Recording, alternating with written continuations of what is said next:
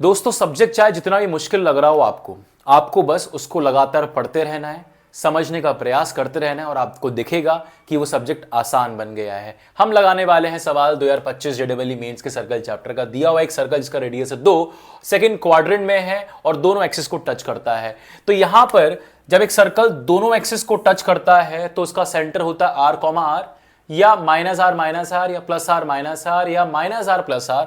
Second quadrant में है दोस्तों, तो ये बनेगा आपका -r+r, यानी कि सेंटर क्या होगा -r यानी कि -2 एंड r -2, ये हुआ सेंटर। यानी कि सर्कल की इक्वेशन बनेगी x - a होल स्क्वायर यानी कि x -2 whole square plus y -2 whole square is equals to, इसका रेडियस दिया हुआ है 2 तो 2 स्क्वायर। ठीक है।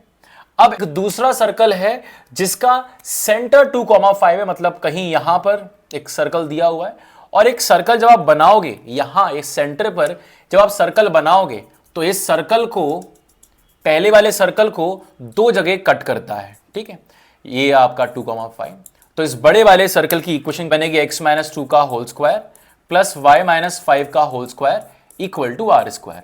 अब यहां पर एक बहुत ही इंपॉर्टेंट कॉन्सेप्ट है कि अगर दो सर्कल एक दूसरे को दो पॉइंट पर टच करें तो कॉन्सेप्ट लगता है आपका कि C1 C2 should be less than R1 plus R2 and more than mod of R1 minus R2। C1 C2 क्या है दोस्तों? दोनों सेंटर के बीच का डिस्टेंस। सेंटर था -2,2 एंड 2,5, तो 2 - 2 का होल स्क्वायर प्लस 5 - 2 का स्क्वायर, 3 का स्क्वायर, ये बन जाएगा 5। R1 प्लस R2 क्या होगा दोस्तों? पहले वाले सर्कल का रेडियस है 2, दूसरे वाले का है R, और mod of R1 minus R2 क्या है दोस्तों? ये बन जाएगा मॉड ऑफ 2 माइनस R, यानी कि आप लिखोगे 5 is less than R1 plus R2 and more than mod of 2 minus R।